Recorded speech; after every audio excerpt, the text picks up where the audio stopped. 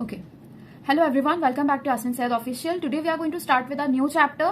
Human physiology का ये second chapter होगा. Since the digestion and absorption ये chapter को remove कर दिया है, we are going to move on with second chapter, that is body fluids and circulation. अब इसके पहले वाले chapter breathing and exchange of gases, वहां पर हमने जो है रेस्पिरेटरी सिस्टम को अच्छे से देखा था. यहाँ पर हम हमारा कार्डियोवैस्कुलर सिस्टम अच्छे से देखेंगे. क्या देखेंगे?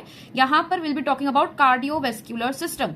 इसके अंदर हम माइक्रो लेवल से मैक्रो लेवल तक का कैसे क्या होता है वो सब कुछ हम समझेंगे. तो यहाँ पे पॉइंट्स कौन से होने वाले हैं. सबसे पहले तो विल बी अंडरस्टैंडिंग ब्लड, जो आज के लेक्चर में हम ब्लड डिस्कस कर लेंगे.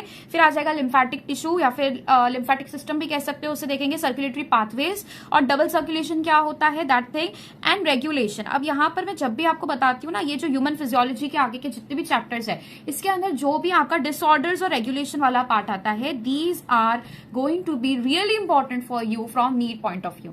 क्यों मैं कह रही हूं? क्योंकि पहली चीज रेगुलेशन तो बहुत ही कोर इंपॉर्टेंस कैरी करता है कि आपको पता होना चाहिए कि आफ्टर ऑल ये सब चीजें रेगुलेट कैसे कर रही है. हम सबको आजकल इतना कॉमन हो गया है कि हर एक को पता है how a body works and how our different systems actually operate, वो कैसे काम करते हैं, सबको चीज पता है. लेकिन वो रेगुलेट कौन करता है and how and what is the mechanism of its regulation, वो कैसे काम कर रहा है, मतलब काम क्या क्या है और किस तरीके से हो रहा है, हमें सबको पता है ये चीज. लेकिन जो रेगुलेशन वाला पार्ट है, दैट्स द एक्चुअल एप्लीकेशन वाला पार्ट, जहां पर आपका मेन डिफरेंस क्रिएट होता है.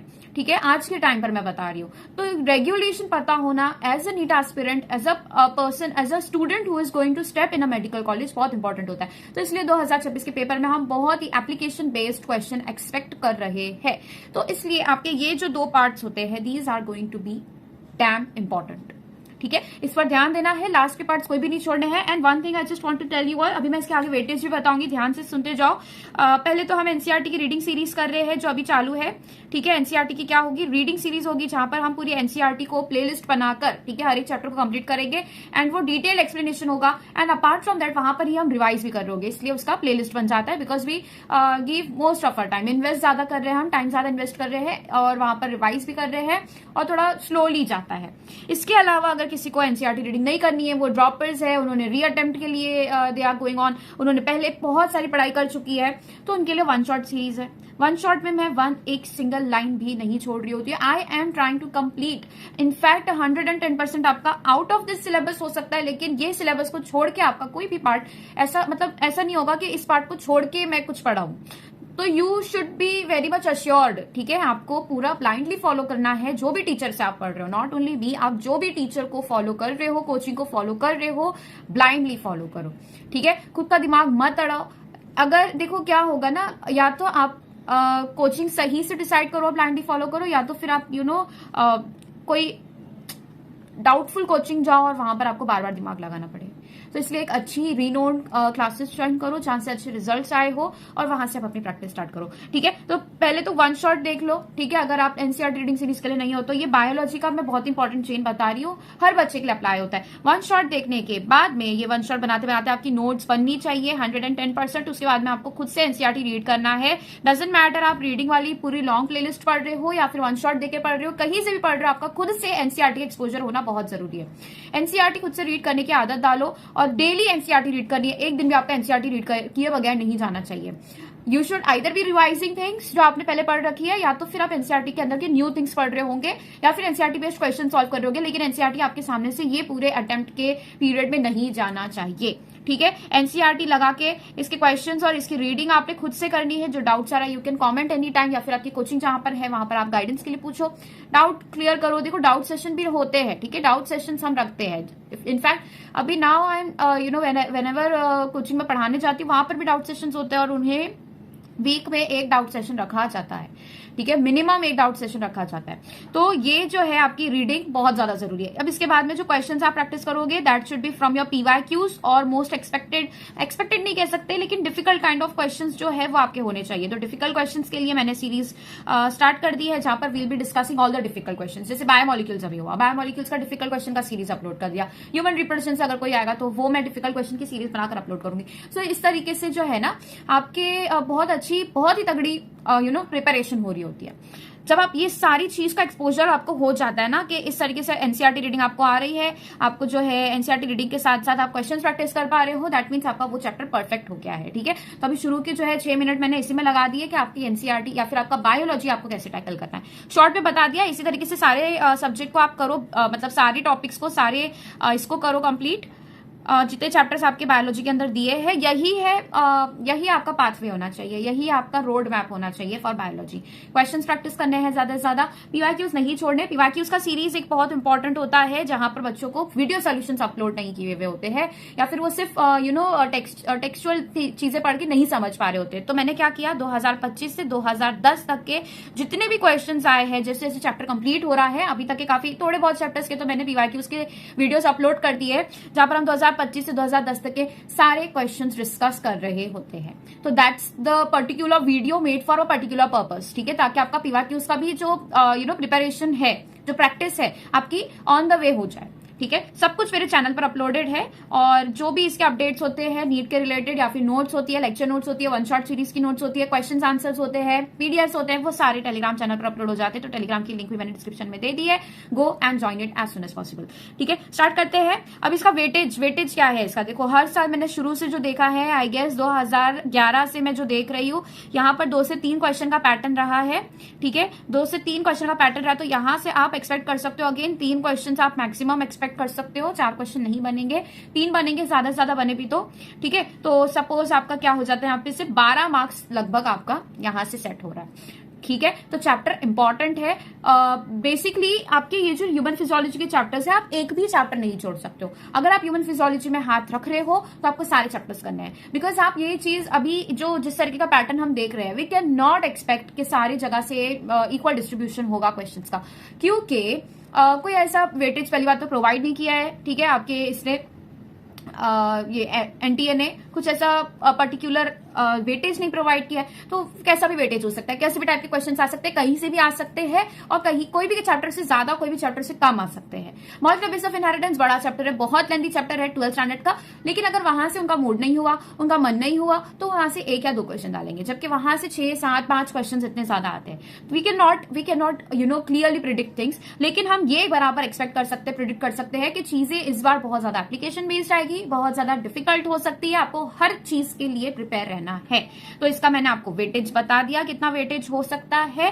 स्टार्ट करते with the chapter body fluids के बारे में हम बात कर रहे होंगे, पहली चीज। दूसरा हम सर्कुलेशन के बारे में बात कर रहे होंगे। अब इसके अंदर से इंपॉर्टेंट वाले जो मैंने पार्ट से वो बता दिए, एक तो आपका रेगुलेशन वाला पार्ट हो जाता है, which is from circulatory pathways, तो ठीक है, हार्ट भी ठीक है, लेकिन जो आपका इंपॉर्टेंट है दैट इज फर्स्टली ईसीजी बहुत ज्यादा इंपॉर्टेंट हो जाता है। ठीक है, यहां से क्वेश्चंस क्योंकि आते हैं, और जो आपका कार्डियक आउटपुट, ये वाले जो टॉपिक्स है ये भी इंपॉर्टेंट है, इसको हम देखेंगे। डबल सर्कुलेशन, ठीक है, लेकिन ये जो रेगुलेशन है, ठीक है, दिस इज वेरी इंपॉर्टेंट, इसको मैं अच्छे से समझाऊंगी आगे के लेक्चर्स में। डिसऑर्डर्स भी बहुत इंपॉर्टेंट है, क्वेश्चन यहाँ से बनते हैं। ठीक है, तो स्टार्ट करते हैं विद अवर फर्स्ट पॉइंट कि बॉडी फ्लूइड्स। बॉडी फ्लूइड्स में आपके क्या आ जाते हैं, आपके बॉडी के अंदर जितने भी फ्लूइड्स है, या फिर यू कैन से आपके जो बॉडी के फ्लूइड है, जो मेजर फ्लूइड है। मेजर फ्लूइड क्या है हमारे बॉडी का, हमारे बॉडी का मेजर फ्लूइड, हमारे बॉडी के अंदर जो ज्यादातर फ्लूइड देखा जाता है that is nothing but blood. क्या देखा जाता है, क्या देखा जाता है हमारी बॉडी के अंदर, ब्लड देखा जाता है, that act as a fluid inside a body. अब ये जो ब्लड होता है ये 2 चीजों से बना होता है। ठीक है, मैं बता देती हूँ शॉर्ट में आपको क्या पढ़ना है इसके अंदर। बॉडी फ्लूइड्स जो होते हैं बेसिकली, इसके अंदर जो है ना, बॉडी फ्लूइड्स का क्या रिक्वायरमेंट है वो सब एक चीज हो जाती है। इसके अंदर आपका आ जाता है ब्लड। ठीक है, ब्लड आ जाता है। अब ये जो ब्लड है, दूसरी चीज आ जाती है लिम्फ। ये लिम्फ अलग चलते हैं, लिम्फेटिक वेसल्स अलग होती है, जो ब्लड वेसल से काफी अलग होती है। ब्लड वेसल्स का अपना खुद का एक रास्ता है, लिम्फ का हमारी बॉडी के अंदर ट्रैवल करने का अलग अपना एक खुद का रास्ता है। तो ये जो लिम्फ होते हैं, इनके सिस्टम को हम कहते हैं लिम्फेटिक सिस्टम, और ये जो है ट्रैवल करते हैं इन लिम्फेटिक वेसल्स। किसके अंदर ट्रैवल करते हैं, ये लिम्फेटिक वेसल्स के अंदर ट्रैवल करते हैं। ठीक है, इसके अंदर क्या होते हैं, लिम्फोसाइट्स होते हैं, वेरी इंपॉर्टेंट। ब्लड जो होता है ये अपने वेसल्स के अंदर, ब्लड वेसल्स के अंदर ट्रैवल करता है। ठीक है, ब्लड वेसल्स के अंदर ट्रैवल करता है, और इसे हम कह सकते हैं कार्डियोवेस्क्युलर सिस्टम। क्या कहेंगे हम इसको, कार्डियोवेस्क्युलर सिस्टम, जिसके अंदर हमारी 2 चीजें आ जाती है। एक तो हार्ट आ जाता है, हार्ट कैसे क्या कर रहा है, और वेसल्स आ जाती है। जो हमारे बॉडी के अंदर वी कैन से अलग अलग जो वेसल्स है, जो नेटवर्क है जिसके अंदर ब्लड ट्रैवल करती है, जो हमारे आर्टरीज है, वीन्स है, आर्टीरियोल्स है, विन्यूल्स है, कैपिलरीज है, ये सारी चीजें। तो ये क्या है, हमारा कार्डियोवेस्क्युलर सिस्टम है, जिसको हम CVS के नाम से भी जानते हैं। अब ये जो ब्लड होता है ये किससे बना होता है, ये जो ब्लड होता है बेसिकली, ये जो ब्लड होता है इसके अंदर 2 चीजें आ जाती है। एक तो आ जाता है हमारा प्लाज्मा।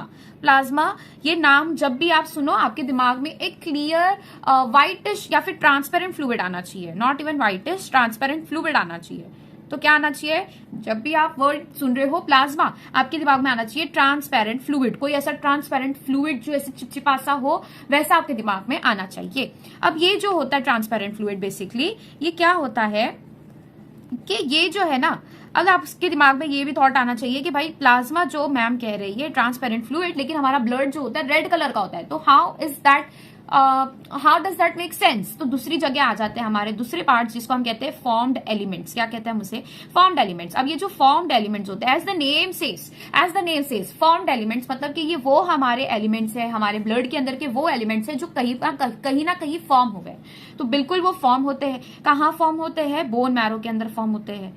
ठीक है, तो स्पेशली इसके अंदर आपका क्या आ जाता है, RBCs which is your red blood cells. These are your RBCs, जिसको हम क्या नाम से जानते हैं, एरिथ्रोसाइट्स। क्या कहते हैं हम इसे, एरिथ्रोसाइट्स। बहुत बेसिक से लेके चल रही हूं मैं आपको, ये सब चीज नाम आपको याद रखने हैं, डेली ये टर्मिनोलॉजीज को यूज करो। देखो बच्चा, आपके जो कॉम्पिटिशन में बच्चे बैठे हुए हैं उन्हें ये सारे वर्ड्स नाम या पता होते हैं, मतलब ऐसे नहीं कि बाय बर्थ उन्हें पता होते, उन्होंने वो चीज को इतना यूज टू कर लिया है खुद के लिए, वो इतना ज्यादा यूज टू है उस चीजों के लिए कि अब उनको पता है एरिथ्रोसाइट्स आरबीसीज, ल्यूकोसाइट्स डब्ल्यूबीसीज, तो उन्हें पता है ये चीज। डब्ल्यूबीसीज बोलूंगी तो उनके दिमाग में खुद ही आ जाएगा ल्यूकोसाइट्स। इनफैक्ट उन्हें ये भी पता होगा कि साइट्स का मतलब होता है सेल्स, और ल्यूको मतलब क्या हो जाता है, व्हाइट या फिर ट्रांसपेरेंट काइंड ऑफ कलर, और एरिथ्रो जहां पर भी आएगा that is your red colour. तो ये जो रेड कलर हमारे ब्लड के अंदर आया है that is because of the RBCs which is your erythrocytes. तो ये जो एरिथ्रोसाइट्स होते हैं, ये नाम जितनी बार आप खुद को याद दिलाओगे, देखो मैं ऐसे नहीं कह रही हूँ कि जो कॉम्पिटिटिव बच्चे बैठे हुए हैं जो बहुत ही भयंकर तैयारी कर रहे हैं और बहुत अच्छे से तैयारी कर रहे हैं, उनके मुकाबले आप खड़े नहीं हो सकते, ऐसा कुछ भी नहीं है।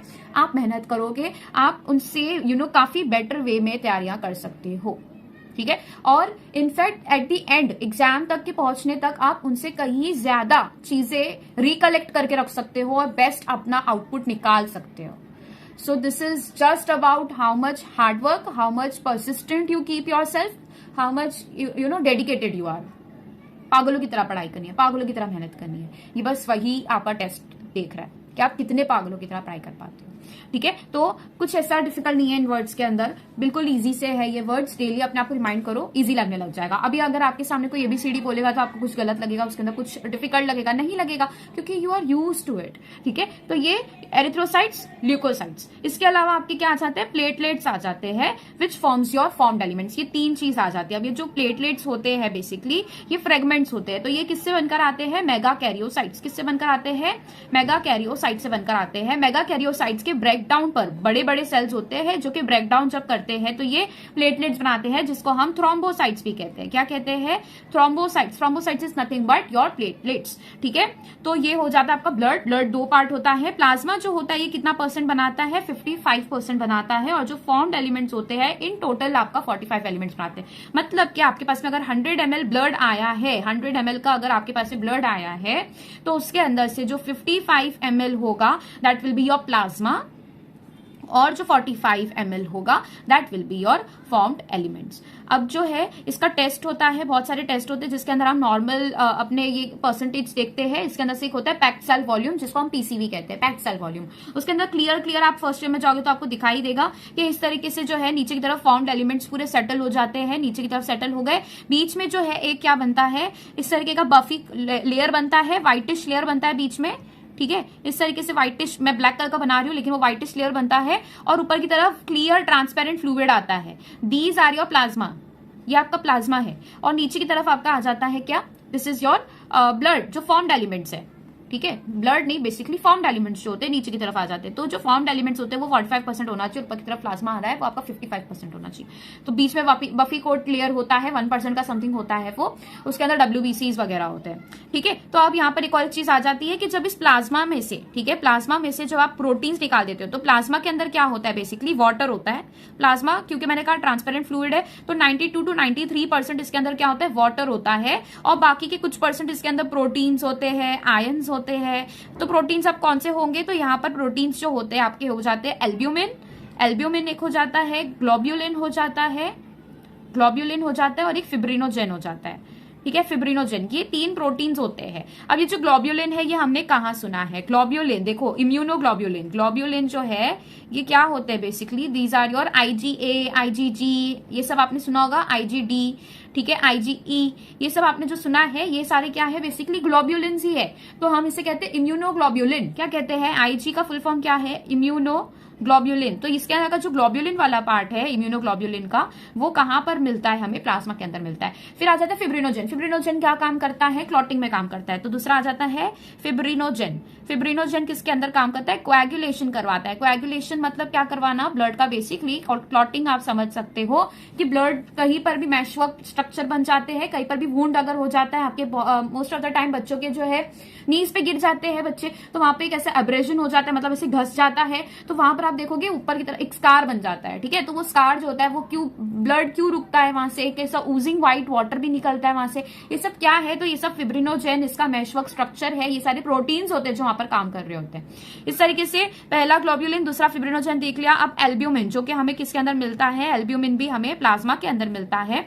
ये क्या काम करता है? ऑस्मोटिक प्रेशर जो होता है हमारी बॉडी का उसको मेंटेन करता है। ये ऑस्मोटिक प्रेशर क्या है, क्या काम करता है, क्या क्यों जरूरी है ऑस्मोटिक प्रेशर मेंटेन करना? तो देखो, आपके सिलेबस का पार्ट नहीं है लेकिन आपको समझ में आना चाहिए, आपको याद रहना चाहिए कि ये 3 प्रोटीन मिलते हैं, इनका ये काम होता है, ये हमारे प्लाज्मा के अंदर मिलते हैं। तो ये सब चीज आप इमेजिन करते रहो। मैं ऐसे यहाँ पे रैंडमली कुछ भी पढ़ाने के लिए नहीं बैठी हूँ। यहाँ पर मैं आपको कुछ जो भी एक्स्ट्रा चीजें बता रही हूँ that is just for your benefit.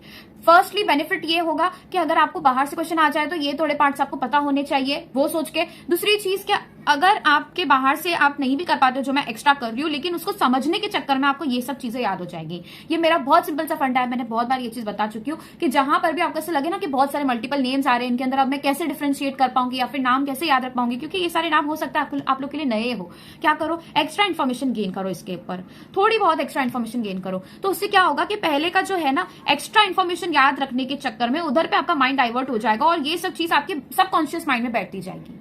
समझ आ रही है चीजें कि यहां से आप थोड़ा एडवांस लेवल पे जाओगे ना तो ये आपके लिए क्या हो जाएगा, प्राइमरी हो जाएगा, मतलब एकदम बच्चों का खेल हो जाएगा। तो ये सब चीज आपको एकदम से याद रहेगी। आप अगर भूल भी जाओगे तो कौन सी चीज भूलोगे, एडवांस लेवल की चीज भूलोगे, एक्स्ट्रा इन्फॉर्मेशन भूलोगे जो 100% चांस भी नहीं आने के। तो यहाँ पे मैं थोड़ा सा बता देती हूँ एल्ब्यूमिन क्या करता है। एल्ब्यूमिन सपोज करते हैं इस तरीके का एक प्रोटीन है, ठीक है, इस तरीके का क्या है, प्रोटीन। अब ये क्या है, ये कोई भी वाटर का कंसेंट्रेशन क्या करेगा, बढ़ाएगा। जितनी ज्यादा इसकी क्वांटिटी होगी, वाटर का जो कॉन्सेंट्रेशन होगा वो भी क्या होगा, ज्यादा होगा। तो सपोज कर लेते हैं कि हमारे पास में जो ब्लड वेसल्स है, ठीक है, यहां पर क्या है, ब्लड वेसल है, यहां पर क्या है, ब्लड वेसल है, और यहां पर क्या पड़ा है, कोई टिश्यू पड़ा है, कोई भी ऑर्गन का टिश्यू पड़ा है यहां पर, ठीक है, और यहां पर आपके क्या घूम रहे हैं, आरबीसीज घूम रहे हैं। इस तरीके से क्या है, इसके अंदर आरबीसीज प्रेजेंट है। अब मैं यहाँ पे ब्लू कलर में बनाती हूँ, नहीं सॉरी पर्पल कलर ले लेते हैं, नहीं ब्लैक कलर ले लेते हैं। यहाँ पर मैंने बना दिया एल्ब्यूमिन, ठीक है। अब ये क्या बना दिया मैंने, यहाँ पे एल्ब्यूमिन बना दिए। अब इसकी जो क्वांटिटी है ना, नॉर्मल या परफेक्ट क्वांटिटी इतनी होगी तो क्या होगा बेसिकली, यहाँ पर अगर इतनी क्वांटिटी अगर प्रेजेंट होगी तो यहाँ से ना जो भी आपका जो यहाँ पर जो प्रेजेंट आपका फ्लूइड है, जो आपका वाटरी सब्सटेंस है या फिर जो आप कह सकते हो फ्लूइड कह सकते हो, जो लिक्विड वाला पोर्शन है वो यहाँ पर गेन होता रहेगा। क्यों गेन होता रहेगा, क्योंकि यहाँ का कॉन्सेंट्रेशन कैसा है, ज्यादा पड़ा है। तो of course from lower concentration to higher concentration जो वाटर है वो मूव करेगा, राइट। तो यहां से क्या होगा, वाटर का इंटेक होना चालू हो जाएगा inside what, inside your blood vessels. अब यहां पर क्या होगा ना, टिश्यू में हमें फ्लूइड चाहिए ही नहीं। क्यों नहीं चाहिए, क्योंकि अगर फ्लूइड यहां पर एक्यूमुलेट होता है, एक्यूमुलेट होना मतलब कलेक्ट होता है अगर यहां पर, तो क्या हो जाएगा, हमारे टिश्यूज के अंदर फ्लूइड कलेक्ट हो जाएगा, जिसको हम कहते हैं स्वेलिंग। स्वेलिंग हमें एकदम सरल भाषा में आपको समझाने का ट्राई कर रही हूँ, इसको हम कहते हैं स्वेलिंग। स्वेलिंग में क्या होता है, हमारी बॉडी पर कहीं पर भी स्वेलिंग अगर आ रही है, मतलब क्या, स्वेलिंग को या आप एडिमा कहते हो या फिर इन्फ्लेमेशन भी कहते हो। इन्फ्लेमेशन इज नथिंग बट यहाँ पर क्या हो रहा है, फ्लूइड एक्यूमुलेट हो रहा है, फ्लूइड जमा हो रहा है। अगर आपको डिफिकल्ट लग रहा है या फिर समझने के लिए मुश्किल हो रहा है, कमेंट करो, कमेंट करके मुझे बताओ कोई भी चीज अगर डिफिकल्ट लग रही है। तो यहाँ पर क्या हो रहा है, इन्फ्लेमेशन हो रहा है। अब ये जो इन्फ्लेमेशन, क्यों मैंने कहा इन्फ्लेमेशन, व्हाट इज इन्फ्लेमेशन, जहां पर कहीं पर भी फ्लूइड जमा हो रहा है, स्वेलिंग को ही हम इन्फ्लेमेशन कहते हैं। अभी के लिए आप इतना समझ जाओ। तो ये जो स्वेलिंग जहां पर हो रही है, तो स्वेलिंग में क्या होता है, फ्लूइड जमा होता है। अगर यहाँ के जो भी फ्लूइड यहाँ पर प्रेजेंट है, यहाँ का प्रेजेंट जो भी फ्लूइड है, अगर वो ट्रेवल करके टिश्यू के अंदर चला जाएगा तो टिश्यू में क्या हो जाएगा, स्वेलिंग हो जाएगी, और हमें स्वेलिंग नहीं चाहिए। तो हमारा जो नेचर जो है, नेचुरली क्या देखा जाता है कि टिश्यू के का जो भी फ्लूइड होगा ना वो ब्लड वेसल्स के अंदर जमा होना जरूरी है। ब्लड वेसल्स के अंदर। क्यों? क्योंकि ब्लड वेसल्स में पहली बात तो रिक्वायर्ड है, टिश्यू में फ्लूइड इतना ज्यादा रिक्वायर्ड नहीं है, ब्लड वेसल्स के अंदर रिक्वायर्ड है। क्यों रिक्वायर्ड है भाई? क्योंकि हमारे आरबीसीज है, यहाँ पर डब्ल्यूबीसीज है, बहुत सारी चीजें, फॉर्म्ड एलिमेंट्स पूरे यहाँ पे ट्रैवल कर रहे हैं, प्लेटलेट्स ट्रैवल कर रहे हैं, तो ऑलरेडी क्या है, थिकनेस अच्छी खासी है, तो हमें वहां पर वाटर जो है बहुत रिक्वायर्ड है, वाटरी सब्सटेंस बहुत रिक्वायर्ड है। तो फ्लूइड जो होगा, यहाँ की जो लिक्विडिटी है या फिर वी कैन से विस्कोसिटी को कम करेगा और फ्लूइडिटी को बढ़ाएगा। तो वहां से जो ट्रैवल जो कर रहे हैं आरबीसी वो सही से ट्रैवल कर पाएंगे। अगर यहाँ पे फ्लूइड एकदम कम हो जाएगा तो सही से ट्रैवल नहीं कर पाएंगे। अब यहाँ पर देखो, ये तो मैंने कब बता दिया, this is the case when आपके एल्ब्यूमिन जो है वो प्रॉपर इसमें प्रेजेंट है। ठीक है, एल्ब्यूमिन जो है कैसे प्रेजेंट है, प्रॉपर इसके अंदर प्रेजेंट है, कॉन्सेंट्रेशन बराबर उसका अगर है। ठीक है, अब अगर हम सपोज करते हैं कि कॉन्सेंट्रेशन यहाँ पर क्या हो गया, एल्ब्यूमिन का कम हो गया, एल्ब्यूमिन इतने पहले जो अगर सपोज करते हैं 20 थे तो अभी 4 लगभग कुछ बचे हैं। ठीक है, एक पर्टिकुलर पार्ट में, तो यहाँ पर ये कैसा सोल्यूशन हो गया, ये हाईली डाइल्यूट हो गया, क्योंकि इसके अंदर का जो कॉन्सेंट्रेट करने वाले जो प्रोटीन्स थे वही कम हो गए। तो ये जो डाइल्यूट वाला पोर्शन है ये टिश्यू से ज्यादा डाइल्यूट हो गया है, तो यहाँ के जो भी फ्लूइड्स होंगे कहां पर जाएंगे, अब ये ज्यादा जो कंपैरेटिवली ज्यादा कॉन्सेंट्रेटेड पार्ट है विच इज योर टिश्यू, यहाँ पर ट्रेवल करने लग जाएंगे आपके वाटर या फिर फ्लूइड। कहां से? ब्लड वेसल से। कहां की तरफ जा रहे हैं? टिश्यू के अंदर जा रहे हैं। तो मतलब अब यहाँ पर क्या होगा, टिश्यू ज्यादा वाटर ज्यादा कलेक्ट होगा, फ्लूइड ज्यादा कलेक्ट होगा, दैट मीन्स स्वेलिंग यहाँ पर दिखी जाएगी। तो ये सारे जो है ना ऑस्मोटिक प्रेशर के ऊपर डिपेंडेंट होता है। ऑस्मोटिक प्रेशर बनाए रखना, मेंटेन करके रखना एल्ब्यूमिन का काम होता है। ठीक है, वो कॉन्सेंट्रेशन जब बढ़ाता है सेल्स के सीवीएस के अंदर, तो हमारा जो है फ्लूइड रिटेंशन प्रॉपर रहता है इनसाइड द ब्लड वेसल्स, नहीं तो क्या होता है, स्वेलिंग होती है। तो ये जो काम है हमारे प्लाज्मा के अंदर के, फटाफट से भी रीड कर लेते हैं। यहाँ पर तो सिर्फ इंपॉर्टेंट कुछ भी नहीं है, इंपॉर्टेंट कुछ रहेगा तो मैं बता दूंगी। यहाँ पे बोला है, you have learn that all living cells have to be provided with nutrients. अब जो ब्लड है इसका इंपॉर्टेंस यहाँ पे बताया है कि हमारे बेसिकली हम जो भी लिविंग बॉडीज होती है इनके अंदर क्या रिक्वायर्ड होता है, इनके अंदर ना न्यूट्रिएंट्स बहुत ज्यादा जरूरी होते हैं। लिविंग है तो उन्हें न्यूट्रिएंट तो चाहिए ही, कोई तो चीज के ऊपर वो जिंदा रहेंगे ना। तो O2 that is your oxygen, nutrients उन्हें रिक्वायर्ड होता है, ऑक्सीजन रिक्वायर्ड होता है, अदर एसेंशियल सब्सटेंस। तो न्यूट्रिएंट्स के अंदर आपके क्या आ जाते हैं, अगर ह्यूमन बॉडी की बात करें तो कार्बोहाइड्रेट्स, प्रोटीन्स और फैट्स आ जाते हैं।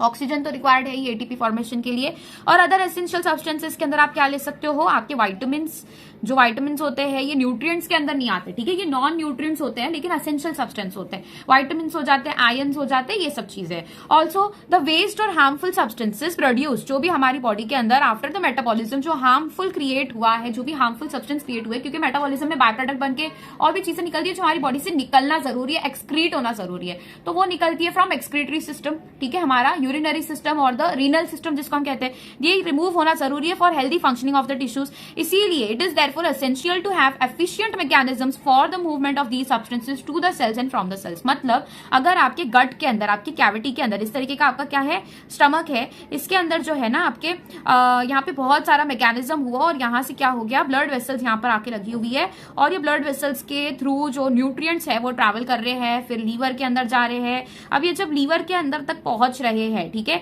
इस तरीके से जब लीवर के पास में पहुंच रहे, मेटाबोलाइज हो रहे हैं, ये जो पोर्टल सर्कुलेशन ये सब में चले गए हैं। अब जो वेस्ट रिमूव होगा ना, जो यहाँ से वेस्ट रिमूव होगा, इसको रिमूव करना जरूरी है, जो कि या तो हमने एनल कैनाल से डाइजेस्ट होने के बाद स्टूल्स के फॉर्म में निकल सकता है, या तो यूरिन के फॉर्म में निकल सकता है, या तो स्वेटिंग के फॉर्म में निकल सकता है। तो ये सब डिफरेंट डिफरेंट मेथड्स है। तो इसके अंदर क्या जरूरी है, ये सारे जो हम वेस्ट मटेरियल निकाल रहे हैं या फिर न्यूट्रिएंट्स एब्जॉर्ब कर रहे हैं, इसके अंदर सबसे ज्यादा बेसिक क्या इंपॉर्टेंट होता है कि सेल्स के अंदर एब्जॉर्प्शन हो चीज होगा, क्योंकि आफ्टर ऑल जो ब्लड वेसल्स है, जो ब्लड है, जो मेम्ब्रेन्स है, या फिर जो भी हमारे बॉडी का टिश्यू है, वो कोई ना कोई सेल के कलेक्शन से बना है। तो सेल से सेल में, सेल के पास से दूसरे सेल तक के जाने के लिए ये ट्रांसपोर्ट होना चाहिए और दोनों सेल्स काफी ज्यादा एक्टिवली ये ट्रांसपोर्ट शो करना चाहिए, या तो अपने अंदर गेन करना चाहिए या तो रिमूव करना चाहिए। तो ये एक्टिव पार्टिसिपेशन उनका होना चाहिए, and that is what is expected. तो एसेंशियल होता है to have efficient mechanisms for the movement of these substances to the cells, proper cell तक पहुंचाने के लिए and from the cells. Different group of animals have evolved different methods for this transport. तो ये जो transport है basically nutrients को gain करने का, न्यूट्रिएंट्स को रिमूव करने का, इसके लिए अलग अलग जो हमने एनिमल किंगडम के अंदर फाइलम पढ़े, उनके अलग अलग mode of we can say circulation होता है। जैसे कि अगर बात करें वर्टिब्रेट्स के बारे में, मैमल्स के बारे में, वर्टिब्रेट्स के अंदर सबके पास में क्या होता है, ब्लड होता है।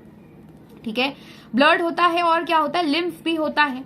ठीक है, दूसरी अगर हम बात करते हैं आर्थ्रोपोड्स, ठीक है, क्योंकि आर्थ्रोपोड्स के अंदर आपके क्या आ जाते हैं, कॉकरोचेस वगैरह आ जाते हैं, आर्थ्रोपोड्स है और आपके मॉलिस्कस है, इनके अंदर क्या देखा जाता है, हीमोलिम्फ नाम की चीज देखी जाती है। ये आप पढ़ोगे इन योर जो आपका स्ट्रक्चरल ऑर्गेनाइजेशन चैप्टर है, वहां पर आप कॉकरोच पढ़ते हो, वहां पे भी आप समझोगे हीमोलिम्फ जो होता है ये उनकी बॉडी में सर्कुलेट करने वाला फ्लूइड है। जैसे हमारी बॉडी के अंदर ब्लड सर्कुलेट करता है वैसे हीमोलिम्फ करता है। ये थोड़ा स्लाइट येलोइश पेल कलर का होता है। अगर किसी ने कॉकरोच को मारा होगा, पचकाया हुआ कहीं पर कॉकरोच अगर देखा होगा तो उन्हें देखा होगा ऐसे सब्सटेंस कुछ गीला गीला से उनके अंदर बॉडी में से निकलता है। ठीक है, दैट इज वेरी बहुत गंदा दिखता है वो। तो आर्थ्रोपोड्स और मॉलस्कस के अंदर ये हीमोलिम्फ वही होता है, उनका हीमोलिम्फ वही उनकी बॉडी के अंदर घूमता है, ट्रैवल करता है, सर्कुलेट करता है। ठीक है, इसके अलावा अगर एनालिड्स की बात करें तो एनालिड्स के अंदर वेल डेवलप सर्कुलेटरी सिस्टम है, इनके अंदर भी ब्लड देखा जाता है। ठीक है, इसके अलावा अगर हम बात करें अबाउट एकाइनोडर्मेटा, एकाइनोडर्मेटा के अंदर सीलोमेट्स है, वो ट्रू सीलोमेट्स है, उनके अंदर सीलोमिक फ्लूइड होता है, सीलोमिक फ्लूइड होता है। फ्लैट वॉर्म्स की अगर बात करें, फ्लैट वॉर्म्स है या फिर नाइडेरियंस है, तो नाइडेरिया या फिर नाइडेरियंस के अंदर हम क्या देखते हैं कि यहाँ पर इनकी जो गैस्ट्रोवेस्कुलर कैविटी होती है, गैस्ट्रोवेस्कुलर कैविटी मतलब इनके अंदर की बॉडी की जो कैविटी होती है उसके अंदर का जो फ्लूइड होता है, गैस्ट्रोवेस्कुलर कैविटी और गैस्ट्रोवेस्कुलर फ्लूइड जो होता है वो डायरेक्ट डिफ्यूजन के थ्रू क्या करवाता है अपना, ठीक है, न्यूट्रिएंट्स और ठीक है वेस्ट का ट्रांसपोर्ट करवाता है। इसके अलावा if you talk about Aschelminthes, Aschelminthes ये जो होते हैं यहाँ पे निमेटोड्स हम देखते हैं, इनके पास में सूडोसिलोमेट होते हैं, तो जो फ्लूइड होगा वो भी कौन सा होगा, सूडोसिलोमिक फ्लूइड प्रेजेंट होता है। अगेन ये इनकी बॉडी के अंदर का फ्लूइड होता है और ये एक्चुअल में ब्लड की जगह काम कर रहा होता है। हमारी बॉडी के अंदर प्रॉपर वेस्कुलर सिस्टम देखा जाता है, कार्डियोवेस्कुलर सिस्टम, हमारी बॉडी के अंदर ट्रैवल करने वाला फ्लूइड कौन सा है, ब्लड है। ठीक है, तो डिफरेंट मेथड्स देखे जाते हैं for this transport. Simple organisms like sponges और सिलेंड्रेट्स, इनके बारे में हमने बात नहीं की। ये स्पंजेस क्या करते हैं, इनके पास में बेसिकली स्पंजेस के पास में तो वही वाटर कैविटी होती है, ठीक है, कैविटी सिस्टम जो होता है, और सिलेंड्रेट्स के अंदर भी वही चीज देखी जाती है कि कैविटीज के अंदर जो वाटर आता है रिकलेक्ट होता है और फिर वो ट्रांसपोर्ट करता है, जो भी एक्सचेंज करना है या फिर न्यूट्रिएंट्स एब्जॉर्ब करना है या फिर वेस्ट रिमूव करना है, वो सब कुछ उनकी कैविटी के वाटर के अंदर से हो जाता है। सर्कुलेट वाटर क्या करवाते हैं, वो वाटर सर्कुलेट करवाते हैं from the surroundings through their body cavities. तो यहाँ पर जो मेन चीज है that is their body cavities, वहां पर पूरा फ्लूइड जो होता है फ्लश होता रहता है, वाटर पूरा फ्लश होता रहता है और वहां वाटर के साथ साथ वाटर के अंदर का न्यूट्रिएंट्स उन्हें एब्जॉर्ब कर सकते हैं और हमारी अपनी खुद की बॉडी का वो वेस्ट प्रोडक्ट वहां से रिमूव करवा सकते हैं to facilitate the cells to exchange the substances. तो ये हर एक सेल अपना प्रॉपर काम करके ये सिलेंट्राटा और अपना पॉलीफेरा के अंदर देखा जाता है। दूसरा आ जाता है मोर कॉम्प्लेक्स ऑर्गेनिजम्स। कॉम्प्लेक्स के अंदर हम आ जाते हैं, उनके अंदर स्पेशल फ्लूइड्स होते हैं with in their bodies to transport such materials. तो इसके ऊपर जो कॉम्प्लेक्स ऑर्गेनिजम्स है, these are your cnidarians, your flatworms, aschelminthes, annelids, arthropod, molluscs, echinodermata, vertebrata, ये सारे आ जाते हैं जिसका मैंने नीचे डिस्क्रिप्शन दे दिया है। ठीक है, ये सब ठीक है। अब नेक्स्ट आ जाता है blood. It is the most commonly used body fluid by most of the higher organisms including humans for this purpose. तो हमारे पास में क्या है, ब्लड देखा जाता है, ये मोस्ट कॉमनली यूज्ड है by most of the higher organisms. किसके अंदर मिलता है, ये हायर ऑर्गेनिजम्स के अंदर मिलता है। Another body fluid lymph, lymph भी मिलता है, also helps in transport of certain substances. Certain substances के अंदर आपके क्या आ जाते हैं, लिम्फोसाइट्स आ जाते हैं, मैक्रोफेजेस आ जाते हैं, all these things. In this chapter you learn about composition, क्या है ब्लड का कॉम्पोजिशन, मैंने जैसे बताया नीचे फ्लो चार्ट के फॉर्म में। प्रॉपर्टीज क्या होती है ब्लड की वो देखेंगे और लिम्फ की भी प्रॉपर्टीज देखेंगे, जिसको हम टिश्यू फ्लूइड के नाम से भी जानते हैं। लिम्फ को हम क्या कहते हैं, टिश्यू फ्लूइड कहते हैं। ये नाम बहुत जरूरी है, इसको याद रखो कि जो लिम्फ है that is also called as what, as your tissue fluid. ठीक है, and the mechanism of circulation of blood is also explain herein. ठीक है, अब ब्लड सबसे पहले स्टार्ट करते हैं with blood. What is blood, it is the special connective tissue. क्या है ये, बहुत ही स्पेशल कनेक्टिव टिश्यू है। कनेक्टिव क्यों बोला है, क्योंकि ये दो चीजों के बीच में ट्रांसपोर्ट की तरह काम कर रहा है, मैसेंजर की तरह काम कर रहा है और चीजों को जोड़ के रखने का काम कर रहा है। ठीक है, it you can say acts like a communicator या फिर मैसेंजर। ठीक है, कनेक्टिव टिश्यू कभी भी जो आपके कनेक्टिव टिश्यू होते हैं, जैसे कि आपके बोन्स हो जाते हैं, कार्टिलेजेस हो जाते हैं, ये कहीं ना कहीं आपकी बॉडी को कनेक्ट रखने के लिए काम करते हैं, ट्रांसपोर्ट का काम करते हैं। तो जैसे अगर आपका बोन्स नहीं रहेगी which is again your connective tissue, तो आपकी बॉडी कोलैप्स कर जाएगी। ठीक है, अगर आपके पास में कार्टिलेजेस नहीं होंगे तो आपके ईयर्स कोलैप्स कर जाएंगे, आपकी ट्रैकिया जहां पे रिंग्स प्रेजेंट होती है, कार्टिलेजिनस रिंग्स, वो कोलैप्स हो जाएगी। तो ये कनेक्ट करने का काम रखते हैं। ब्लड भी एक तरीके का कनेक्टिव टिश्यू है। क्यों, क्योंकि वो हमारी बॉडी को, हमारे ब्रेन के ब्लड ब्लड को, हमारे ब्रेन के जो भी सिग्नल्स, हार्मोन्स रिलीज हुए ब्लड में, वो सब ट्रैवल कर पाते हैं और हार्ट तक पहुंचते हैं और अपने डेसिग्नेटेड पार्ट या टारगेट तक पहुंचते हैं बिकॉज ऑफ ब्लड। तो ब्लड भी क्या कर रहा है, मैसेंजर की तरह या कनेक्टिव टिश्यू की तरह काम कर रहा है, इसलिए क्या कहा गया है, connective tissue. It consist what, fluid matrix, plasma and formed elements. तो जो फ्लूइड मैट्रिक्स है, बेसिकली ये मैट्रिक्स जो होता है that is your plasma only. These two आप समझ सकते हो दोनों भी सेम है, और फॉर्म्ड एलिमेंट्स जो कि मैंने बता दिया, नीचे बताया फॉर्म्ड एलिमेंट्स का, ठीक है। अब प्लाज्मा क्या है, तो प्लाज्मा समझने के लिए सबसे पहले हमें क्या देखना पड़ेगा कि जो ब्लड होता है इसके अंदर कौन सी चीजें मिलती है। एक बार देखो, यहाँ पर हमने देखा था ब्लड के अंदर दो चीजें मिलती है, 55% प्लाज्मा और 45% नियर अबाउट 45%, ठीक है, अप्रॉक्स सही है। 54 भी हो सकता है, किसी के अंदर 50 भी हो सकता है, 50-50 हो सकता है, किसी के अंदर 58 हो सकता है प्लाज्मा। इस तरीके से फॉर्म्ड एलिमेंट्स आपके नियर अबाउट 45 होते हैं। इसके बाद में जो फॉर्म्ड एलिमेंट्स होते हैं, तीन चीजों से बने होते हैं, आरबीसी, डब्ल्यूबीसी और प्लेटलेट्स। और जो प्लाज्मा होता है इसके अंदर आपका वाटर आ जाता है 92 to 93%, और आपके जो है आयंस है, प्रोटीन्स है, ये सारी चीजें आ जाती है। प्रोटीन्स कौन से तीन मिलते हैं, एल्ब्यूमिन, ग्लोब्यूलिन और फिब्रिनोजेन। एल्ब्यूमिन का क्या काम है, ये ऑस्मोटिक प्रेशर मेंटेन करके रखता है। ग्लोब्यूलिन जो आपके एंटीबॉडीज होते हैं वो सारे ग्लोब्यूलिन के बने होते हैं, तो वो प्रोटीन आपको हमारे प्लाज्मा में मिलेगा। और दूसरी चीज आ जाती है fibrinogen, which is important in clotting, ठीक है, यहां तक समझ में आ गया। और जो आरबीसीज होते हैं इनको एरिथ्रोसाइट्स कहते हैं, डब्ल्यूबीसीज को ल्यूकोसाइट्स कहते हैं, प्लेटलेट्स को थ्रोम्बोसाइट्स कहते हैं। क्लियर है यहां तक के। अब जो प्लाज्मा है ये स्ट्रॉ कलर का होता है। स्ट्रॉ कलर मतलब कैसा, अगेन ये ट्रांसपेरेंट होगा, स्ट्रॉ कलर है, स्ट्रॉ ट्रांसपेरेंट होते हैं। विस्कस फ्लूइड होता है। विस्कस होता है मतलब क्या, विस्कस बोला है फ्री फ्लूइड या फिर हाईली मूविंग फ्लूइड नहीं बोला है, तो मतलब स्लाइटली चिपचिपा आप इसको कह सकते हो। चिपचिपा समझता है आपको, चिपचिपा का मतलब क्या होता है कि थोड़ा सा विस्कस है, जैसे हनी, वाटर और हनी या फिर दूध और हनी दोनों सेम नहीं है, ठीक है। जब आप हनी को गिराओगे तो थोड़ा सा उसकी विस्कोसिटी ज्यादा होती है, तो वैसे ही काइंड ऑफ जो है आपका प्लाज्मा होता है। Constitute nearly 55% of the blood. तो ये कितना है भाई, प्लाज्मा जो होता है आपका स्ट्रॉ कलर होता है, ठीक है, थोड़ा स्लाइटली विस्कस होता है, 55% बनाता है आपके ब्लड का। ये 3 पॉइंट पढ़ लिया। इसके बाद में पढ़ा है कि 90 to 92% of plasma is water. अब ये जो प्लाज्मा का कॉम्पोजिशन है वो क्या है, तो यहाँ पर इतना परसेंट वाटर मिलता है। Proteins contribute 6 to 8% of it, तो बाकी का बचा हुआ क्या आ जाएगा, आपके प्रोटीन्स आ जाएंगे। और समवॉट अबाउट 1% जो होते हैं इसके अंदर आयंस भी प्रेजेंट होते हैं। Fibrinogen, globulin and albumins are the major proteins, ठीक है। तो फिब्रिनोजेन जो है ये, ग्लोब्यूलिन और एल्ब्यूमिन्स ये मेजर प्रोटीन्स इसके अंदर देखे जाते हैं। इसके अलावा थोड़े बहुत अलग अलग जो होते हैं स्मॉल अमाइनो एसिड्स भी मिलते हैं। तो फिब्रिनोजेंस आर नीडेड फॉर क्लॉटिंग और कोएगुलेशन ऑफ ब्लड, ये मैंने बता दिया कि किस काम के लिए रिक्वायर्ड होते हैं। Globulins primarily are involve in defence mechanism, ठीक है, of the body. Defence mechanism के अंदर आपकी क्या आ जाती है, इम्यूनिटी आ जाती है, इम्यूनिटी, ठीक है। और फिर of the body albumins help in osmotic balance, ठीक है। ये सब मैंने अच्छे से डिटेल में अभी तक ऊपर समझा दिया है। Plasma also contain small amount of minerals, ठीक है, मिनरल्स भी मिलते हैं। मिनरल्स मतलब आप आयन समझ सकते हो, sodium, calcium, magnesium, HCO3-, Cl-, ठीक है। तो हाइड्रोजन कार्बोनेट ये आपको मिल सकता है, क्लोराइड आयंस मिल सकता है। अब इनका काम क्या होता है, तो ये सारे जो होते हैं बेसिकली हमारे बॉडी के अंदर न्यूरोट्रांसमिटर्स जो होते हैं वहां पर काम कर रहे होते हैं, ठीक है। जैसे यहाँ पर एक क्या है, ये प्रेजेंट है और यहाँ पर एक चीज प्रेजेंट है, तो बीच में जो न्यूरोट्रांसमिटर होते हैं ये सब किस पे काम कर रहे होते हैं, दे वर्क ऑन आयंस। वहां पे न्यूरोट्रांसमिटर जो रिलीज हो रहा है that is based on ions. आपके जो नर्व्स है, नर्व्स का जो पोटेंशियल जनरेट किया हुआ होता है, ठीक है, जो रेस्टिंग पोटेंशियल जिसे हम कहते हैं, that is because of ions. Sodium potassium pump होते हैं आपकी सेल्स के अंदर, वो सब किस बेसिस पे काम करते हैं, हमारे आयंस के बेसिस पे काम करते हैं। तो glucose, amino acids, lipids etcetera are also present in plasma as they are always in transit in the body. तो हमारे बॉडी के अंदर जो ब्लड होता है इसके अंदर हम ग्लूकोज, सीरम ग्लूकोज आपने सुना होगा, आपका जो ब्लड रिपोर्ट्स होती है उसके अंदर आपने सुना होगा सीरम ग्लूकोज कहते हैं, सीरम एल्ब्यूमिन कहते हैं। तो ये सारे क्या है हमारे बॉडी के अंदर के लिपिड प्रोफाइल। लिपिड हमको कहां से मिल रहा है, ब्लड के अंदर से मिल रहा है। लिपिड कहां प्रेजेंट है, तो हमारे आरबीसी के अंदर लिपिड्स होते हैं। क्या लिपिड्स को हम आरबीसी में से देखते हैं, डब्ल्यूबीसी में से देखते हैं? नहीं, हम हमारे आरबीसी को, ये जो लिपिड्स होते हैं इसको हमारे बॉडी के फ्लूइड्स के अंदर देखते हैं। बॉडी के फ्लूइड्स मतलब आपके जो ब्लड है, ब्लड के अंदर भी प्लाज्मा के अंदर कितने लिपिड्स प्रेजेंट है, क्योंकि ये जो सारे है ना, ये सारे हमारी बॉडी के अंदर हर वक्त जब तक कि हम लिविंग है हमारी बॉडी के अंदर कोई ना कोई अमाउंट में ये प्रेजेंट होगे ही। अमाइनो एसिड प्रेजेंट होगा, कोई भी काउंट जीरो नहीं होता है कभी भी, ठीक है। ग्लूकोज होगा, सम अमाउंट में ग्लूकोज होगा, सम अमाउंट में लिपिड होगा, etcetera are also present in plasma as are always in transit. In transit मतलब हर वक्त वो ट्रैवल करते रहते हैं, बनते रहते हैं, हर वक्त बनते रहते हैं। ग्लूकोज हमारी बॉडी में हर वक्त बनता रहता है। प्रोटीन्स जो होते हैं हर वक्त कुछ ना कुछ डिफरेंट इसके अंदर जाते रहते हैं। तो फैक्टर्स आर फॉर कोएगुलेशन और clotting are also present in plasma. तो कौन से कोएगुलेशन फैक्टर्स होते हैं, तो ऐसे 12 कोएगुलेशन फैक्टर्स होते हैं जो कि प्रेजेंट होते हैं प्लाज्मा में। वो इनएक्टिव फॉर्म में होते हैं, उनको एक्टिव करने के लिए प्रीवियस क्लॉटिंग फैक्टर्स रिक्वायर्ड होते हैं। इसके अंदर सबसे पहला आपका नाम याद रखना है फिब्रिनोजेन का,